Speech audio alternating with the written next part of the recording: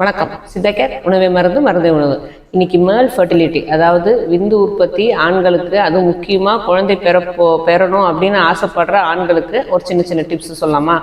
முக்கியமாக அவங்களுக்கு விதைப்பை, அதாவது டெஸ்டிஸ்ங்கிறது உடம்புலேருந்து கொஞ்சம் கீழே இறங்கியிருக்கணும். ஏன்னா உடம்புல எவ்வளோ டிகிரி நமக்கு வெப்பம் இருக்கோ அதை விட 2 டிகிரி கம்மியாக இருந்தால் மட்டும்தான் விதைப்பையிலேருந்து நல்ல விந்துக்கள், நிறைய விந்துக்கள், போதுமான விந்துக்கள் உற்பத்தி ஆகும். நம்ம இப்போ இறுக்கமான உடைகள், இறுக்கமான இன்னர்வேர்ஸ் அணியறதால அது அந்த டெஸ்டிஸ்ங்கிற விதைப்பை உடலோட ஒட்டி இருக்கிறதால உடல் சூடே அதுக்கு பாயுது. அதனால நிறைய விந்துக்கள் நமக்கு உற்பத்தி ஆகிறது இல்லை. அதனால தான் இப்போ மேல் ஃபர்டிலிட்டி, இன்ஃபர்டிலிட்டி அதிகமாக இருக்கு. முதல்ல ஜீன்ஸ் அணியறத ஆண்கள் நிறுத்தணும்.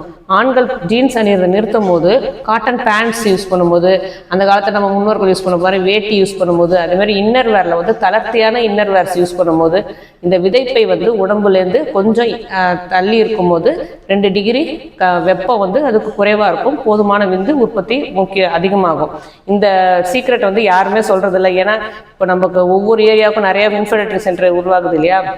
இந்த சீக்கிரட்டை எல்லா ஆண்களும், அதுவும் குழந்தை வேணும் அப்படின்னு நினைக்கிறவங்க எல்லா ஆண்களும் இதை பின்பற்றினா ரொம்ப நல்லா இருக்கும். முக்கியமாக ஏலக்காய் அவங்க உணவுல கொஞ்சமாக சேர்த்துக்கணும்.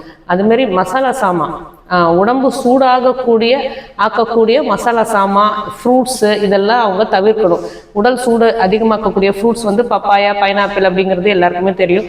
இதெல்லாம் அவங்க தவிர்த்துடலாம். அதே மாதிரி ஏலக்காய் உணவுல சேர்த்துக்கிறத கொஞ்ச நாளைக்கு அவங்க குழந்தை பெறுகிற வரைக்கும் தவிர்த்துடணும்.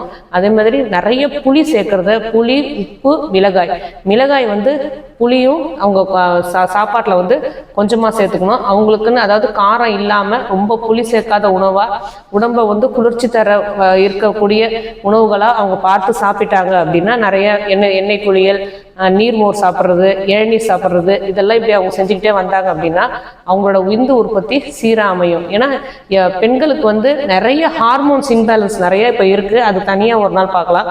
அது சரி பண்ணுறதுக்கு தான் கொஞ்சம் கஷ்டமாக இருக்கும். ஆனால் ஆண்களுக்கு விந்து உற்பத்தி குறையும் போது ரொம்ப ஈஸிங்க. அந்த உடல் சூடை குறைச்சாலே அவங்களுக்கு விந்து உற்பத்தி நல்லா ஆகிடும். இதை அவங்க தொடர்ந்து ஃபாலோ பண்ணிக்கிட்டே வந்தாங்க அப்படின்னா உடல் சூட்டை குறைக்கக்கூடிய விஷயங்கள், அதாவது காட்டன் ட்ரெஸ் யூஸ் பண்ணுறது, இன்னர்வேர்ஸை கவனம் வச்சுக்கிறது, இதெல்லாம் அவங்க செஞ்சுக்கிட்டே வந்தாங்க அப்படின்னா அவங்களோட விந்து உற்பத்தி போதுமானதாக இருக்கும்போது சினைப்பையிலேருந்து கரெக்டான கருமுட்டை வெளியே வரும்போது நிறைய அவங்களுக்கு கன்சீவ் ஆகிறதுக்கு சான்சஸ் இருக்கும்.